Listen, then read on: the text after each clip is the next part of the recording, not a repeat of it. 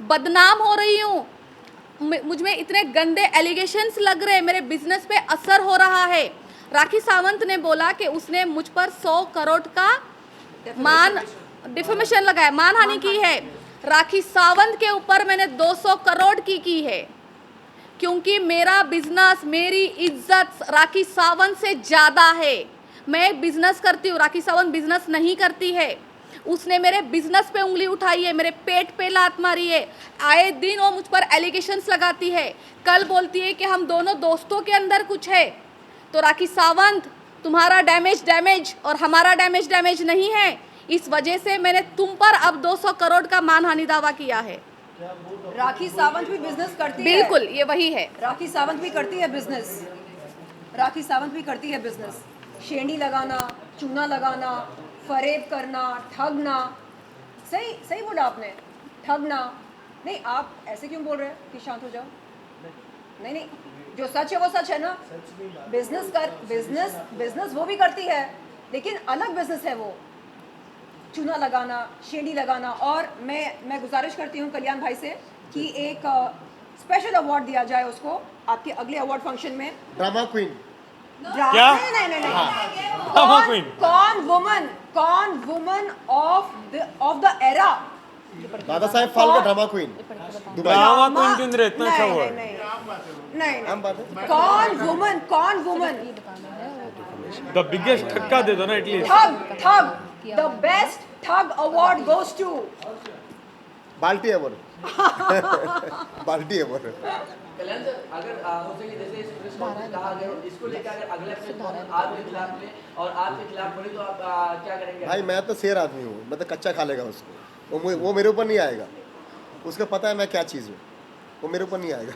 मैं धाराएं बताना चाहूँगी कि मैं राखी सावंत के ऊपर अभी क्या केस करके आई हूँ। प्लीज़ राखी के अगेंस्ट में जोर से। राखी नहीं, ये रिटन कंप्लेंट है, इसको रिटन कंप्लेंट बोलते हैं टेक्निकली।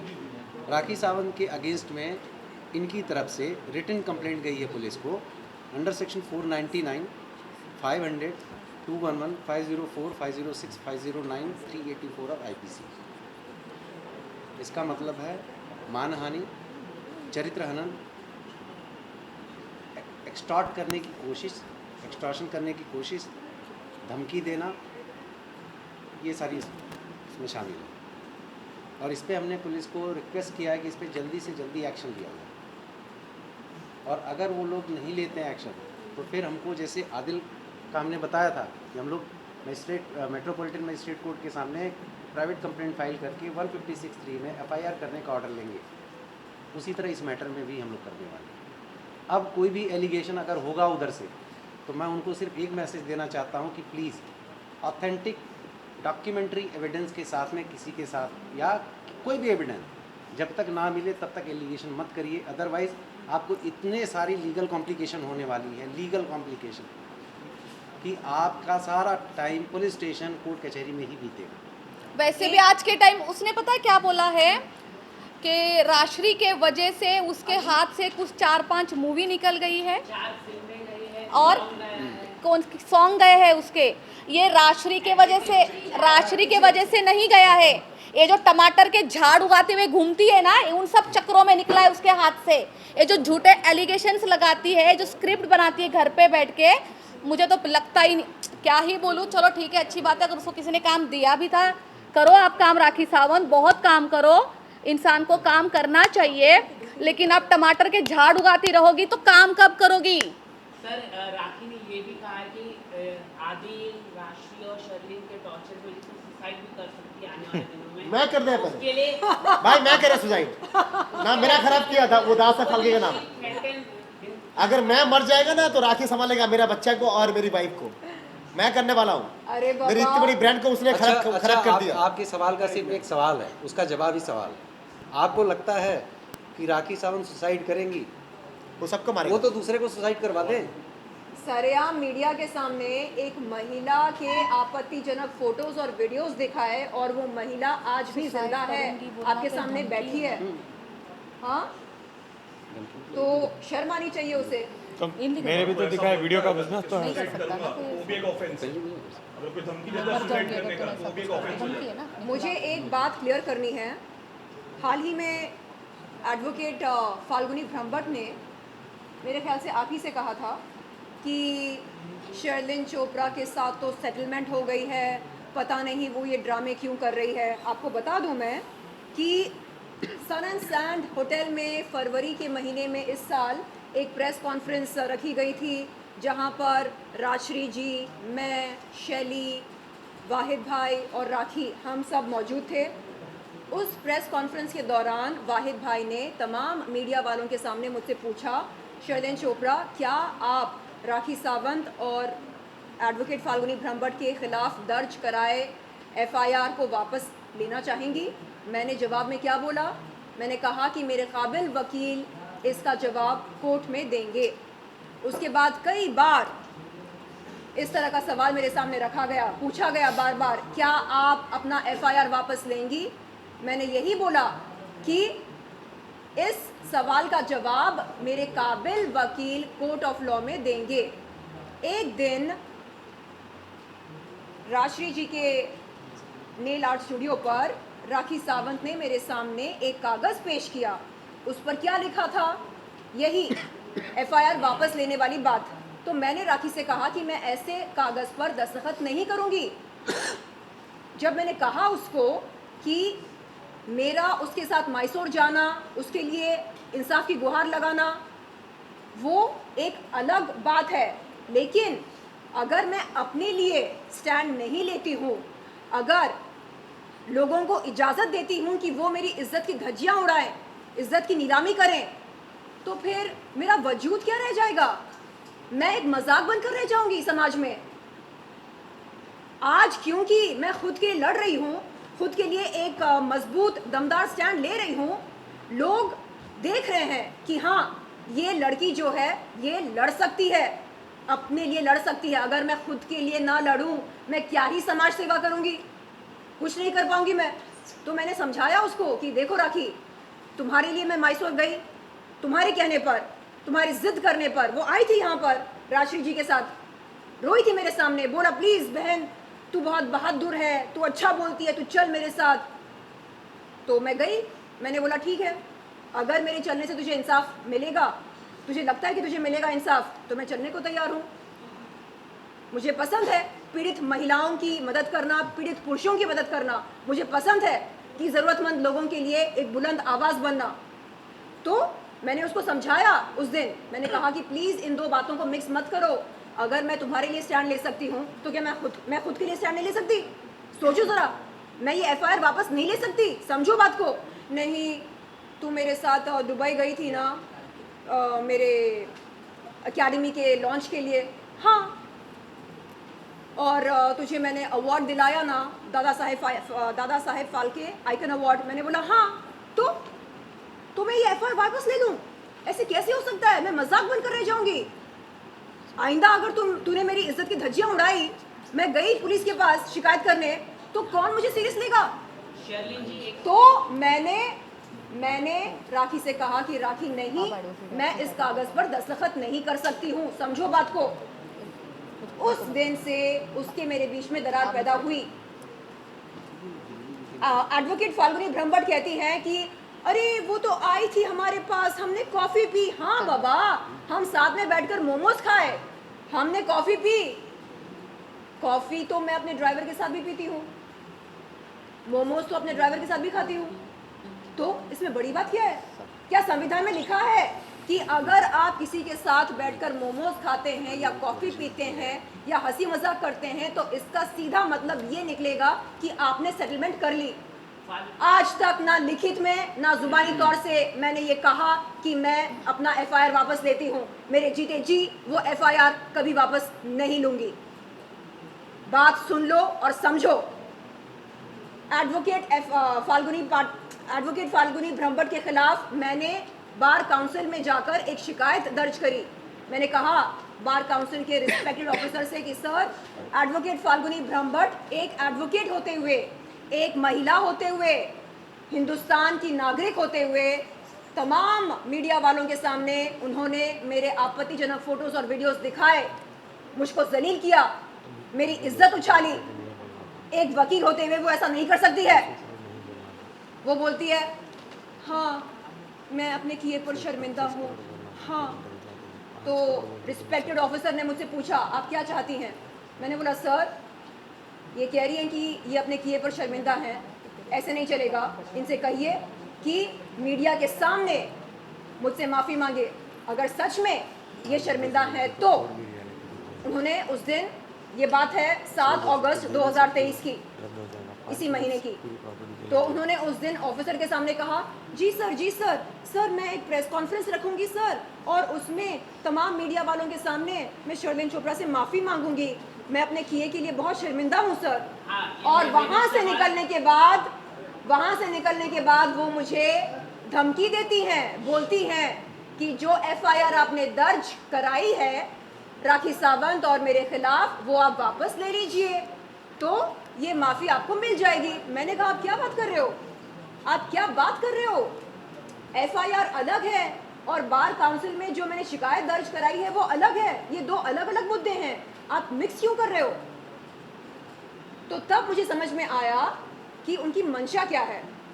माफ़ी मांगना उनकी मंशा नहीं है, वो चाहती हैं कि जैसे तैसे मैं उस एफआईआर को वापस ले लूं, और मुझे कहती हैं कि असल में मैं बहुत परेशान हूँ, मैं एक बच्चे की माँ हूँ, मुझे उसके लिए फ़िक्र होती है और ये राखी सावंत मुझे बहुत परेशान करती है। मैंने कहा मैडम जो कुछ भी ये है ये आपका पर्सनल मैटर है, ठीक है, हम मिले क्यों यहाँ पर, आए क्यों बार काउंसिल पर?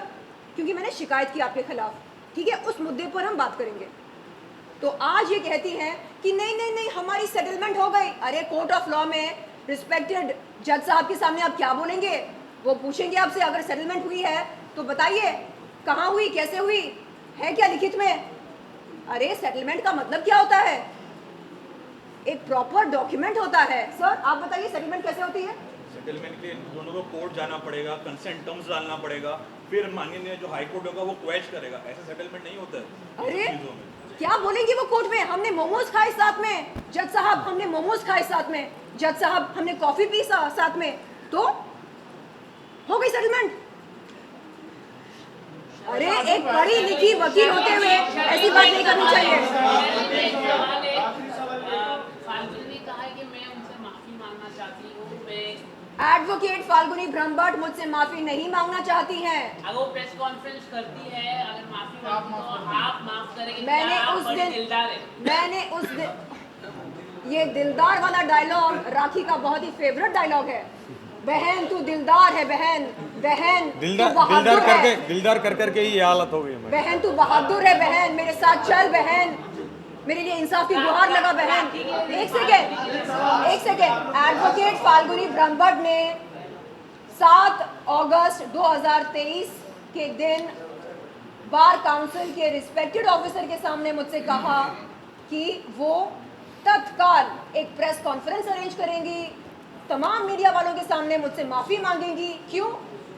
5 नवंबर 2022 के दिन जो शर्मनाक काम उन्होंने किया, सरेआम मीडिया के सामने एक लड़की के आपत्तिजनक फोटोज और वीडियोस दिखाकर, उसके लिए वो माफ़ी मांगना चाहती हैं, ऐसा उन्होंने कहा रिस्पेक्टेड ऑफिसर के सामने। लेकिन उसके बाद क्या हुआ, उनसे पूछिए क्या हुआ। वो बोलती है नहीं असल में वो जो एफआईआर आपने दर्ज कराई ना हमारे खिलाफ वो आप वापस ले लेंगी तो फिर मैं माफ़ी मांग सकती हूँ। मैंने बोला मैडम एफआईआर अलग है, ये बार काउंसिल वाली शिकायत अलग है, दोनों को मिक्स मत करो।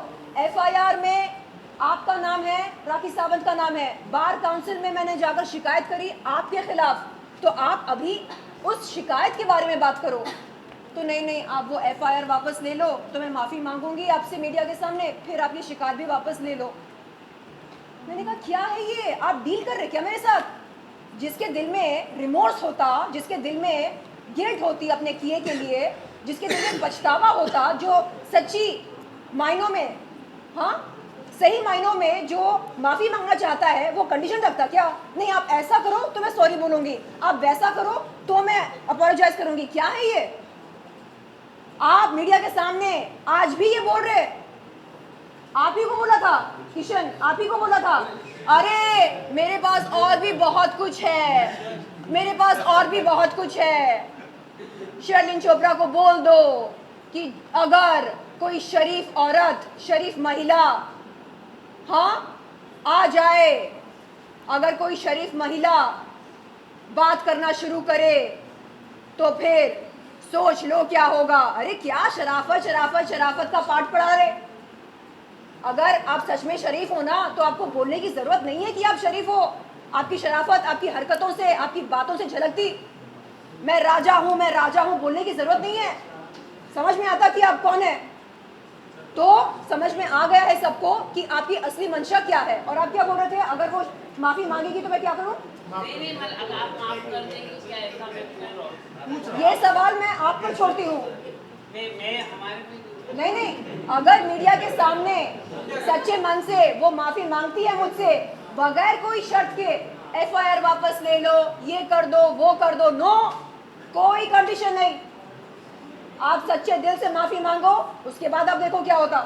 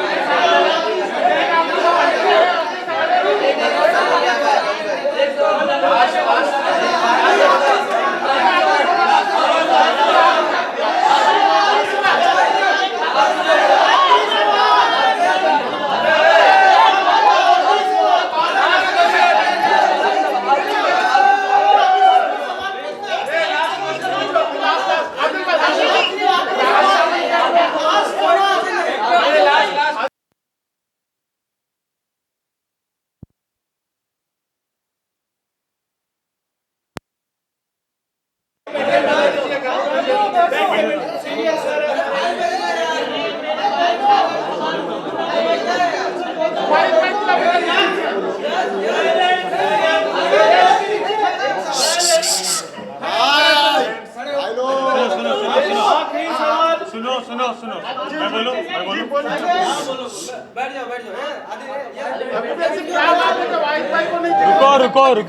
रुको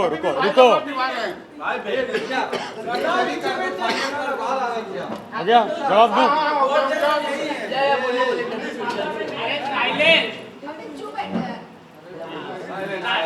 आपको जो पूछना अभी ये मत बोलो आदिल की टीम, आदिल की गैंग, ये कोई टीम और गैंग नहीं है। न्याय के लिए लड़ना गैंग नहीं बोला जाता, ये गैंग नहीं है। इनके साथ जो हुआ ये आई है, मेरे साथ जो हुआ मैं आया हूँ, इनके साथ जो हुआ ये आई है। यहाँ कोई सपोर्ट के लिए नहीं आया है। पीछे भी है। हाँ ये सपोर्ट के लिए आए हैं क्या? ये सपोर्ट के लिए आए हैं क्या? इंटरेस्ट में पैसे लेके इंटरेस्ट बन रहे हैं। 25 लाख रुपए का अवार्ड, लाखों रुपए, मेरे लाखों रुपए। तो ये मत बोलो गैंग है, टीम है। हमारे साथ जो हुआ है हमें मालूम है। तो वो आके बोलती है ये वो टीम, भाई लोनर होगी। लोनर के काम तुमने किए हैं क्या? तुमने दोस्त बनाए क्या? तुमने हस्बैंड ठीक से बनाए क्या? तुमने फैमिली ठीक से रखी? तुमने कुछ नहीं किया। ठीक से भाई भी नहीं रखा। हाँ भाई, हर गली गली में उनके भाई हैं, गली गली में। एक भाई तो ये पीछे है। चलो thank you so much, thank you. हाँ, आपका सवाल था कि एक सेकंड इनका सवाल ये है कि वाहिद भाई सुनो ये बोलो, जब थक जाएंगे वो भी आ जाएंगे। वाहिद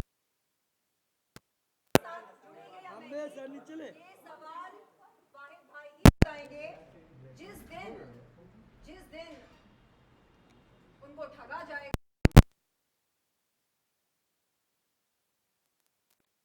ये बात तो है वाहिद भाई बहुत स्मार्ट है। वो खुद को सुरक्षित रखेंगे और राखी को मौका नहीं देंगे कि वो उनको ठगे।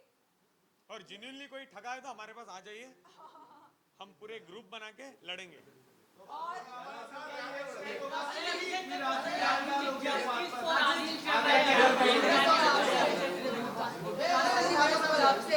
राखी सावंत के आप काफी क्लोज फ्रेंड, आपको तो हर चीज पता होगा। राखी सावंत हर एक 10 दिन पे दुबई जाती है, क्या उनका कोई सच में वहाँ बिजनेस है या कोई और काम से जाती है?